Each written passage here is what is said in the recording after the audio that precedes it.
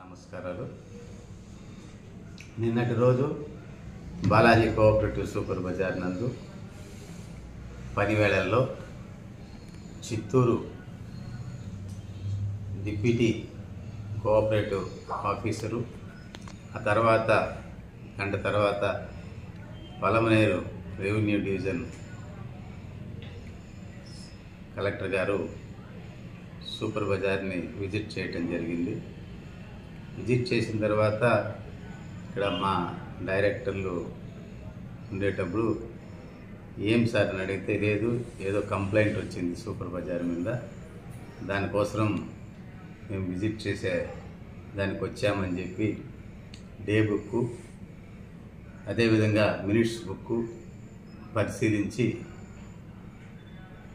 ఆ డే బుక్లో 20వ తేదీ వరకే డే బుక్ రాసినారు. దానిలో అన్కంప్లీటెడ్గా ఉందని చెప్పేసి ఆమె రాసి వెళ్ళిపోయినారు. మళ్ళా ఆర్డీఓ గారు రికార్డ్స్ అంతా పరిశీలించి ఇక్కడ ఏమీ లేదని చెప్పేసి పోవటం జరిగింది. దాని గురించి నేను కొన్ని మీడియాల్లో ఏదో అవకతవకలు జరిగినట్లుగా వచ్చిందని చెప్పి తెలిస్తే దానికి ఒక ప్రెస్ మీట్ ఇస్తామని చెప్పి మిమ్మల్ని అందరినీ ఇక్కడ పిలవడం జరిగిందని చెప్పి తెలియజేసుకుంటున్నా. 17/1/86వ సంవత్సరం నాడు నేను ఈ సూపర్ బజార్కి అధ్యక్షుడిగా ఎన్నుకోబడాను.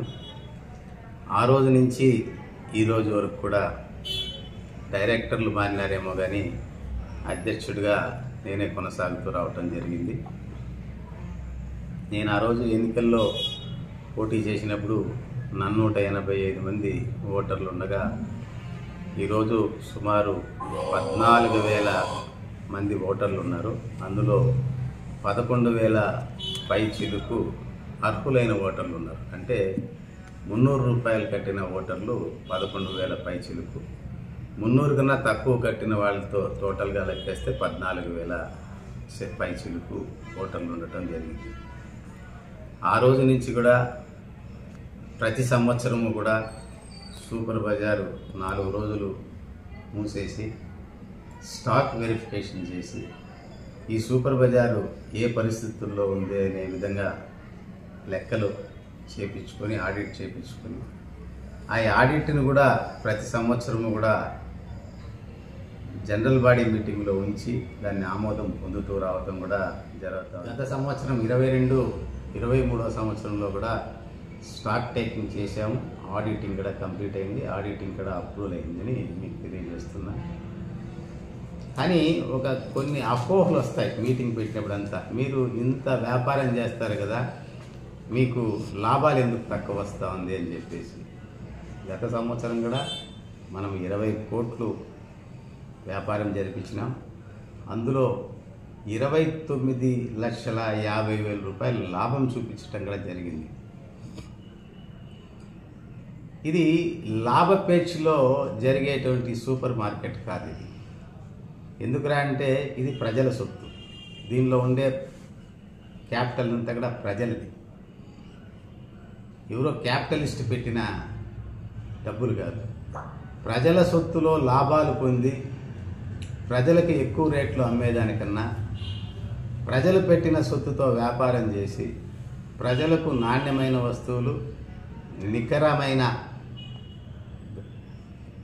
వెయిట్తో ఎంత ప్రాఫిట్ కావాలో అంత పెట్టుకొని మిగిలింది సరుకులంతా కూడా కన్జ్యూమర్కి ఇచ్చే కార్యక్రమం మనం జరిపిస్తూ ఉన్నాం. అందుకోసమే ఈరోజు పలమనేరులో ఇన్ని కోట్ల వ్యాపారం జరిగేదానికి అవకాశం కూడా ఉందని మీకు తెలియజేస్తున్నా. రెండవది, ఈ సంస్థలో సుమారు 32 మంది ఉద్యోగస్తులు ఉన్నారు. 32 మందికి కూడా ఉపాధి అవకాశాలు కల్పిస్తున్నాం మనం. మీరు చూస్తే ఒక విధంగా ఈరోజు పలమనేరులో పెద్ద పెద్ద రిలయన్స్ సంస్థలు కూడా వ్యాపారాలు జరుపుకుంటా ఉంది. ఒక దాన్ని స్టార్ట్ చేసే ముందు కూడా వాళ్ళు రిలయన్స్ స్మార్ట్ అని ఒకటి పెట్టారు. అది ఈరోజు కూడా మూతపడిపోయిందని కూడా మీకు తెలియజేస్తున్నా. ఇప్పుడు ఈ సూపర్ బజార్ ఎందుకు ఇంత వ్యాపారం చేస్తూ ఉంది అనే దానికి కారణం అంటే మన రేట్లే మనకు చాలా ముఖ్యమైన విషయం అని తెలియజేస్తూ, అదేవిధంగా ఈరోజు మనం చేసే వ్యాపారము రిలయన్స్ పెద్ద సూపర్ మార్కెట్ కూడా చేయటం లేదు. ఎందుకంటే ఈరోజు ప్రతిదినము కూడా మినిమం 6 లక్షల నుంచి ఫస్ట్ వీక్లో 11-12 లక్షల రూపాయల వ్యాపారం కూడా మనం చేస్తూ ఉన్నాం. పండగ సీజన్లో అయితే మనం 17-18 లక్షల వ్యాపారం కూడా చేస్తూ ఉండేది జరుగుతూ ఉందని కూడా తెలియజేస్తున్నాం. ఇటువంటి సంస్థలో ఎన్నికలు జరగకపోవటం కూడా దురదృష్టమే. ఎందుకంటే గతంలో కాంగ్రెస్ ప్రభుత్వం ఉండేటప్పుడు కూడా ఎన్నికలు జరిగాయి. ఆ రోజుల్లో కూడా రెడ్డప్పరెడ్డి గారు పెద్దలు పొలంనేరు ఇన్ఛార్జిగా ఉంటే కూడా ఆయన ఒకటే రాజకీయాలు మనకు అవసరం లేదు కాబట్టి అది అదే విధంగా జరగనే అని చెప్పేసి కూడా ఆయన కాంగ్రెస్ అభ్యర్థులను కూడా పోటీకి పెట్టకుండా ఈ సూపర్ బజార్లో ఉండేటువంటి వ్యక్తులకే పదవులు ఇచ్చి జరిపించుకుంటూ రావటం జరిగింది. అదేవిధంగా తెలుగుదేశం ప్రభుత్వంలో కూడా ఎక్స్టెన్షన్స్ ఇచ్చుటూ వ్యాపారం జరిపించుకుంటూ పోతాం. గత 5 సంవత్సరాల్లో కూడా వైఎస్ఆర్ పార్టీ ప్రభుత్వం ఉంటే కూడా వాళ్ళు కూడా సొసైటీ అభివృద్ధి రీత్యా ఉండే కమిటీ బాగుంది, వాళ్ళే వ్యాపారం చేస్తూ ఉన్నారు, బాగా జరుగుతూ ఉంది, దాని మీద ఏమీ కంప్లైంట్స్ లేదని చెప్పి కూడా వాళ్ళే దానికి ఎక్స్టెన్షన్ పూనుకొని ఇంతవరకు కూడా రావటం జరిగింది. ఆ ఎక్స్టెన్షన్ కూడా మనకు 4/8/24 తేదీ వరకు కూడా మనకు ఆ జీవో అమల్లో ఉందని కూడా మీకు తెలియజేస్తున్నా. ఇటువంటి పరిస్థితుల్లో ఇప్పుడు మారినటువంటి రాజకీయ పరిస్థితుల్లో దీన్ని ఏదో ఒక విధంగా అధ్యక్షుడిని మార్చాలనా లేకంటే డైరెక్టర్లు మార్చాలన్న ఉద్దేశంతో ఇక్కడ ఏదో అవకతవకలు జరుగుతూ ఉంది. దీనికి ఏదో ఒక చెడ్డ పేరు తెచ్చిపెట్టాలనే ఉద్దేశంతో ఉందో ఏమో నాకు తెలియదు. కానీ నిన్న జరిగిన విషయాలు తెలిస్తే నాకు చాలా బాధ అనిపించింది. ఎందుకంటే గతంలో ఇప్పుడున్న పాలకులు, ఇప్పుడున్న ముఖ్యమంత్రి గారు కూడా నన్ను హర్షించినారు. ఎందుకంటే వీకోటాలో కూడా నేను బ్రాంచ్ పెట్టినప్పుడు చంద్రబాబు నాయుడే ఆ బ్రాంచ్ ఓపెనింగ్ కూడా రావటం జరిగింది. ఆ రోజు నుంచి కూడా ఈ సూపర్ బజార్ అంచెలంచెలుగా పెరుగుతూ ఉంటే అందరూ కూడా హర్షించినారు తప్పితే ఎవరు కూడా దీనిపైన అపోహలు రాలేదు. ఇప్పుడు దీని మీద ఎందుకో ఒక పెద్ద ఇది తీసుకొని వస్తూ ఉన్నారు. కానీ నాకేమీ బాధ లేదు. ఎందుకంటే ఇంత పెద్ద సంస్థని అఫిషియల్ బాడీలో చేతికిచ్చిపోతే రేపు తెల్లారి ఈ సొసైటీ ఏమవుతుందో, ఎక్కడికి పోతుందో, ఎక్కడ దిగజారిపోతుందో ఒకటి. అదేవిధంగా మెంబర్ల యొక్క డబ్బులు పోతాయి. అన్నిటికన్నా ముఖ్యమేమైనా అంటే కన్జ్యూమర్కి అందుబాటులో ఉండే సొసైటీ లిక్విడేషన్ అయిపోతే పాపం కన్జ్యూమర్లు నిజంగా కూడా దెబ్బతింటారు. మార్కెట్లో ఈ సొసైటీ కానీ లేకుండా సరుకులకు హద్దు ఉండదు. దాని ప్రకారం దాని రేట్లు మీటర్ పోయినట్లు పోతూ ఉంటుందని చెప్పేసి నేను అభిప్రాయపడతా ఉన్నాను. కాబట్టి నా ఉద్దేశం ఒకటే, ఎలక్షన్ పెడతాం.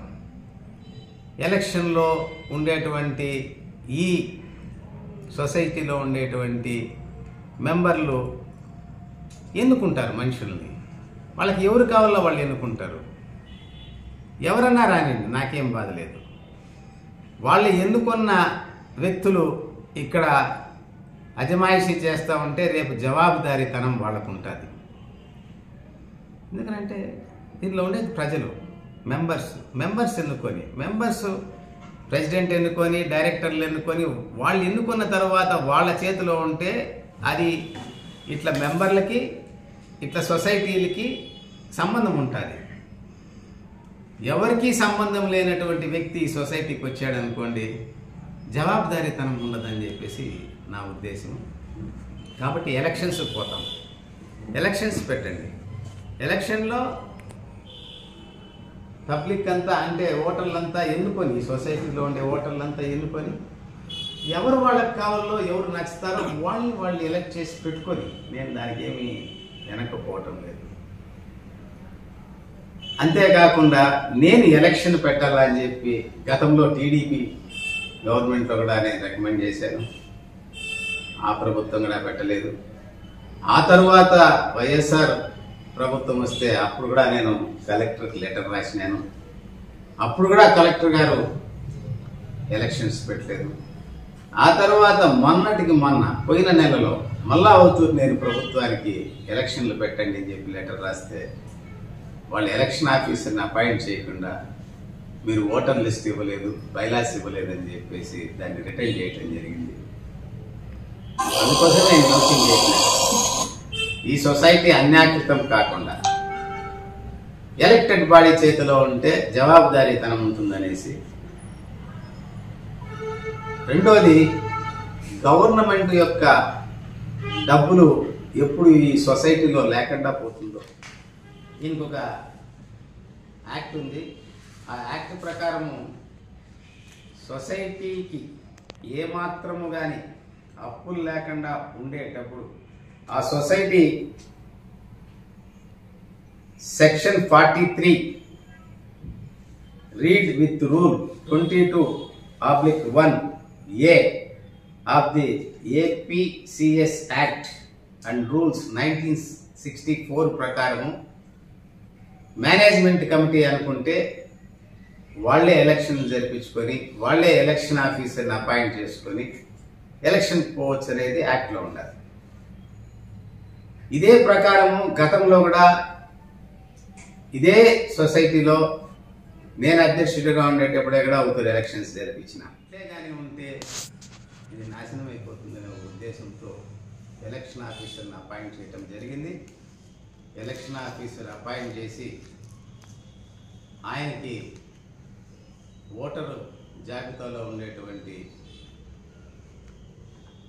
అబ్జెక్షన్లు ఏమన్నా ఉంటే కానీ, సీతివేతలు ఉంటే కానీ, కూడికలు ఉంటే కానీ, అటువంటి అన్నీ కూడా సెర్చ్ చేసుకొని నిన్నటి వరకు కూడా అబ్జెక్షన్స్ కాల్పాస్ చేసి ఈరోజు ఫైనల్ ఓటర్ లిస్ట్ రెడీ చేసి ఆయన హ్యాండ్ ఓవర్ చేసి ఆయన ఎలక్షన్స్ కండక్ట్ చేయాల్సిందిగా కూడా ఈ కమిటీ కోరటం జరిగిందని కూడా మీకు తెలియజేస్తున్నాను. రెండవది, ట్రాన్స్పరెంట్. ఇక్కడ ఏమి జరిగినా కూడా ట్రాన్స్పరెంట్గా ఉంటుంది. నేను ఏ జనరల్ బాడీ మీటింగ్లో కూడా ఎవరన్నా నన్ను అడిగితే నేను ఒకటే చెప్తాను, మీరు రాండి, సొసైటీ వర్కింగ్ డేస్లో మీరు వచ్చి చూసుకోండి. ఏం అవకతవకలు జరిగింది అనుకుంటే కూడా దానికి నేను ఈరోజు సమాధానం చెప్పేదానికి సిద్ధంగా ఉన్నా. మీకు సింపుల్గా చెప్తున్నా, ఈరోజు ఈ సొసైటీలో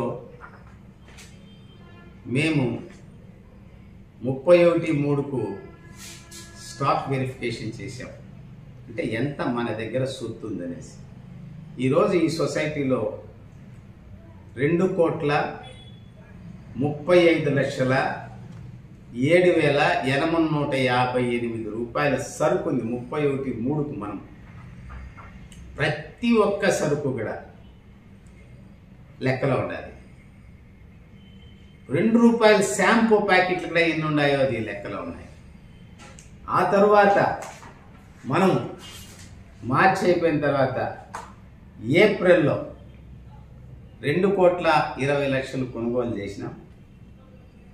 2,13,00,000 అమ్మకాలు జరిపించినాం. దానికి లెక్క ఉండదు.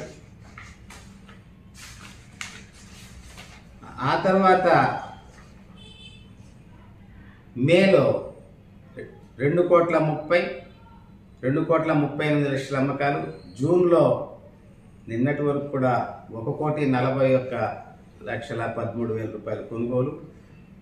1,81,78,000 అమ్మకాలు చేయడం జరిగింది. అంటే ప్రతి ఒక్కటి కూడా కంప్యూటరైజేషన్. ఇక్కడ మనం కొనుగోలు చేసినటువంటి వస్తువులు లోపల పక్క వచ్చేటప్పుడు దానికి ఒక జిఆర్ఎన్ నంబర్ అనేది ఒకటి ఇస్తాం. ఆ జిఆర్ఎన్ నంబర్ ఇస్తే మనకు స్టాక్ ఎంట్రీ అయినట్లు. సపోజ్ ఆ జిఆర్ఎన్ నంబర్ లేకుండా స్టాక్ లోపల వచ్చేసి అమ్మకానికి పెడితే కానీ ఆ స్టాక్ ఎంట్రీ లేకుండా పోతే మన దగ్గర ముందు స్టాక్ అయిపోతే ఈ స్టాక్ బిల్ రైజ్ కాదు. అంటే మన స్టాక్ మన దగ్గరకు వచ్చినప్పుడే మన దగ్గర ఉంటేనే కౌంటర్లో బిల్ అనేది వస్తుంది. సో ఎక్కడ కానీ మిస్అప్రాపరేషన్ అనేది జరిగే క్వశ్చనే లేదు దీనిలో నేను తెలియజేస్తున్నాను. డే బుక్ అన్నారు, డే బుక్ అన్కంప్లీటెడ్ అన్నారు. ఈరోజు కంప్యూటరైజేషన్, మన లెక్కల కంప్యూటరైజేషన్, బిల్లు కంప్యూటరైజేషన్, మన ఎక్స్పెన్సెస్ కంప్యూటరైజేషన్, మనకు అన్నీ కూడా కంప్యూటర్లో ఉంటుంది.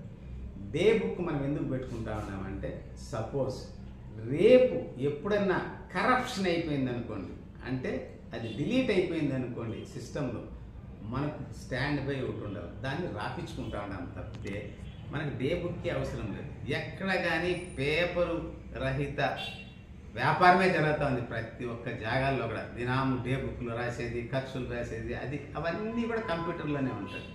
ఫర్ ఎగ్జాంపుల్ నేను మీకు చెప్పగలుగుతాను, ఎందుకు దీన్ని ఒకటే చెప్పగలుగుతాను. ఈరోజు 27వ తేదీ, 27వ తేదీ మనం ఏం పర్చేస్ చేసినామో డే బుక్లో ఉంది. 27వ తేదీ ఏం మనం కొనుగోలు చేసినామో డే బుక్లో ఉంది. 27వ తేదీ నాడు మీకు ఊరికే చెప్తాను. 27వ తేదీ సాయంకాలం మనం ఏం అమ్మినామో మన దగ్గర ఉండాలి. Bill wise, items wise. ఏమేమి మీకు ఎగ్జాంపుల్ చెప్తాను.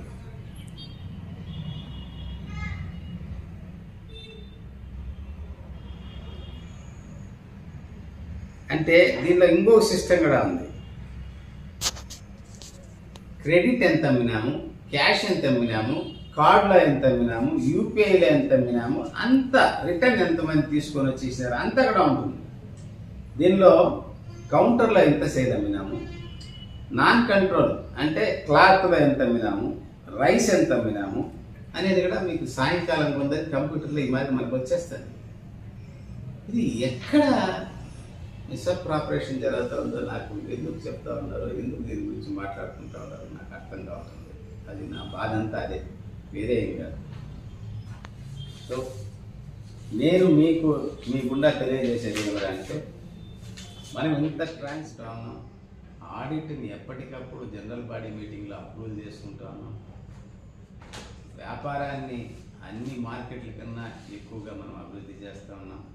రెండోది, ఈ వ్యాపారానికి ఈరోజు పలమనేరు బాలాజీ కోఆపరేటివ్ సూపర్ బజార్లో 23వ తేదీ, 24వ తేదీ, 25వ తేదీ, 26వ తేదీ లెక్కెత్తుకుంటే కూడా 650 మంది ఈరోజు వచ్చిపోతూ ఉన్నారు కన్జ్యూమర్స్. అదే 1వ తేదీ, 2వ తేదీ, 15వ తేదీ వరకు అంటే 1000, 1200, 1300 మంది కూడా వచ్చిపోతూ ఉన్నారు. ఈ సంఖ్యను పెంచే ఉద్దేశంతో మనం ఫస్ట్ ఫ్లోర్లో కూడా స్టేషనరీ, గిఫ్ట్ ఐటమ్స్, లేడీస్కి కావాల్సిన ఐటమ్స్ ఇవన్నీ పెట్టాలని చెప్పేసి మనం 12 లక్షలతో ఆధునీకరణ చేయటం జరిగింది. దానికి కూడా మన మీటింగ్ పెట్టుకునింది అందుకోసమే. దానికి కూడా సరుకు తెచ్చి పెట్టాలని చెప్పేసి దానికి కూడా సరుకు డబ్బులు పంపించినాం. రేపు వస్తుంది. దీనికి కంప్యూటర్లు కావాలి, లేటెస్ట్ కంప్యూటర్లు. దానికి కూడా 2 కంప్యూటర్లు తీసుకోవటం జరిగింది. అది కూడా సోమవారం వస్తే ఇన్స్టాల్ చేసేదానికి సిద్ధంగా ఉన్నామని చెప్పి కూడా తెలియజేస్తా ఉన్నా. మరి జనతా బజార్లో ఉండేటువంటి మెంబర్లకు కానీ వినియోగదారులకు కానీ నేను తెలియజేస్తా ఉన్నా, ఇది ప్రభుత్వం చేతి లేకపోతే మన నుంచి జారిపోతుంది. ఇటువంటి సొసైటీలు ఏ రోజు కానీ ఎలక్టెడ్ బాడీ చేతిలో ఉంటేనే బాధ్యత ఉంటుంది. వాళ్ళకి సమాధానం అడిగేదానికి సమాధానం చెప్పేదానికి కూడా మనకు రైట్స్ అనేది ఉంటుంది. కాబట్టి ఏదో రాజకీయ కోణాల్లో చూడకుండా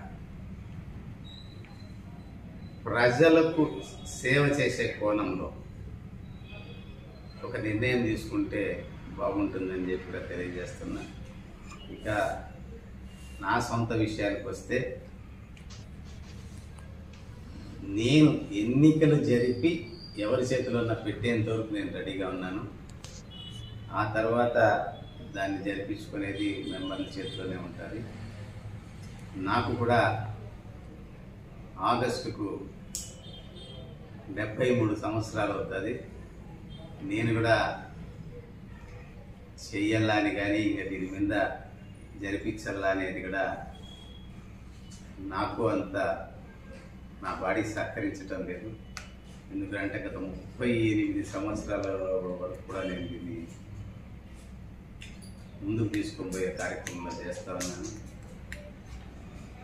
ఇంకా రాజకీయంగా అనుకుంటే కూడా ఇంత వయసులో ఇంకా రాజకీయం చేయాలా అనేది కానీ రాజకీయాల్ని పోవాలనేది కూడా నాకు అనిపించలేదు. ఎలక్షన్స్ వరకు ఏ విధంగా దీన్ని ముందుకు తీసుకొని పోయి ఒకరి చేతిలో పెట్టి దాన్ని అభివృద్ధి పయనంలో పరిపించాలని చెప్పుకున్నారు. ఫర్ ఎగ్జాంపుల్ చెప్పాలనుకుంటే, ఒక తల్లిదండ్రులకు బిడ్డలు ఉండేటప్పుడు ఆ బిడ్డల్ని మంచి ఇంట్లో మంచి వాడికి ఇచ్చి పెళ్లి చేస్తే ఆ బిడ్డ సుఖపడుతుంది అని అందరూ అనుకుంటారు. నేను కూడా దీన్ని ఇంతవరకు కూడా బిడ్డ మాదిరి చూసుకున్నాను. నేను కూడా ఒక మంచి వ్యక్తి చేతిలో పెట్టేసి నేను తప్పుకుంటే బాగుంటుందనే ఉద్దేశంతోనే ఈరోజు ఎలక్షన్స్ కూడా పోవటం జరిగిందని చెప్పి తెలియజేస్తూ ఓటర్లందరికీ మరోసారి నా నమస్కారాలు తెలియజేస్తున్నాను. ఈరోజు మన బాలాజీ కోఆపరేటివ్ సూపర్ బజారు కింద అంతస్తునందు 7,186 అడుగులు ఉంది. మొదటి అంతస్తులో 7,186 కట్టడం ఉంది. దీనికి ఈరోజు 1,050 రూపాయల స్క్వేర్ ఫీట్ కన్స్ట్రక్షన్ కాస్ట్ వేసుకుంటే 1,50,90,000 రూపాయలు బిల్డింగ్ వాల్యూ ఉంది. అదేవిధంగా ఈ సొసైటీలో 2,30,00,000 రూపాయల సరుకు ఉండాలి. అదేవిధంగా ఈరోజు బ్యాంకులో 1,50,00,000 రూపాయలు క్యాష్ బ్యాలెన్స్ ఉండాలి. లోపల పక్క కింద ఫ్లోర్లో కానీ పై ఫ్లోర్లో కానీ ఫర్నిచర్ లెక్కెత్తుకుంటే కానీ సుమారు 50,000 రూపాయల ఫర్నిచర్ ఉండాలి. ఇక ల్యాండ్ కాస్ట్ కానీ మనం ఎత్తుకుంటామంటే ఈరోజు మార్కెట్ వాల్యూ ప్రకారం 10,000 రూపాయలు స్క్వేర్ ఫీట్ అనుకున్నా కూడా ఈ జాగాని 77 కోట్లు నుంచి 8 కోట్ల రూపాయల వాల్యూ అనేది ఈ జాగాకు ఉన్నది. సుమారుగా ఈరోజు ఈ సూపర్ మార్కెట్ ఆస్తి కానీ లెక్కేసుకుంటామంటే 11 నుంచి 12,000 కోట్ల రూపాయలు మనం ఆస్తి పెట్టినాము. దీనిలో మనం అచ్చాల్సింది అంటే సరుకులు ఇచ్చిన వాళ్ళకి ఈ రోజుకు వాపసు చేయాలంటే 88 లక్షల రూపాయలు మనం అచ్చాల్సింది ఉంది. ఇది కూడా నేను దీనిలో ఉండే మెంబర్లకు తెలియజేస్తా ఉన్నా. దయచేసి ఈ సొసైటీలో ఉండే మెంబర్లంతా కూడా ఒక నిర్ణయానికి రండి, తగువైన నిర్ణయం తీసుకోండి, దీని అభివృద్ధికి తోడ్పడండి. నమస్కారం.